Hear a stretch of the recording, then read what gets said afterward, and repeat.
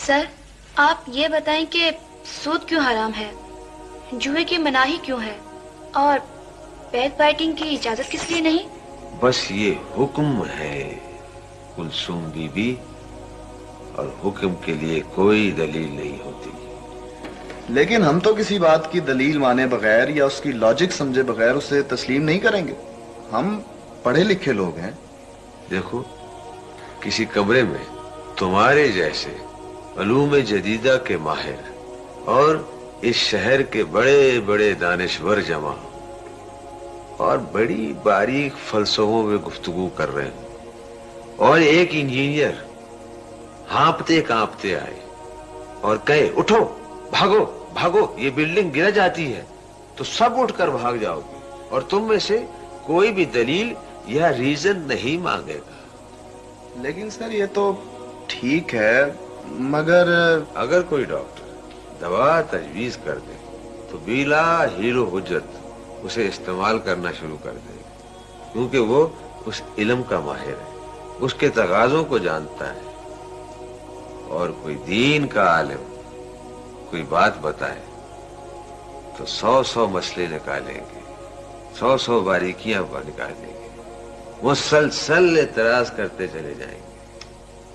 مولویوں کی بات کیسے مان لے سر؟ ان کے تو آپس کے اختلاف ہی ختم نہیں ہوتے، اب کس کی مانے اور کس کی نہ مانے۔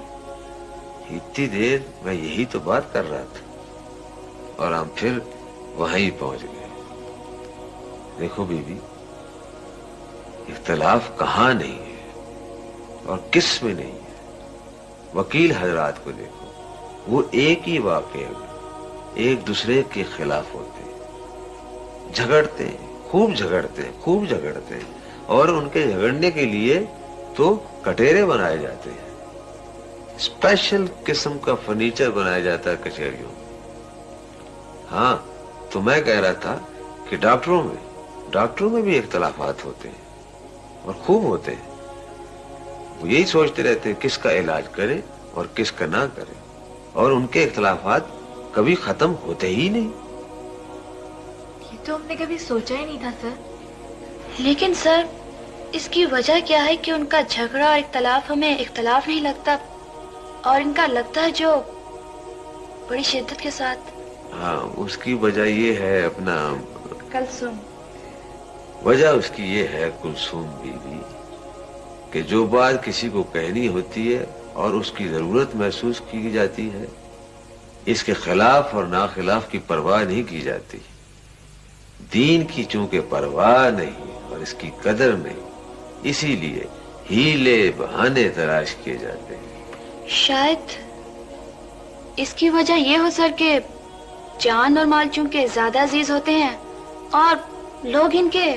شاباش، کلثوم تو بڑی سوچنے والی لڑکی ہے۔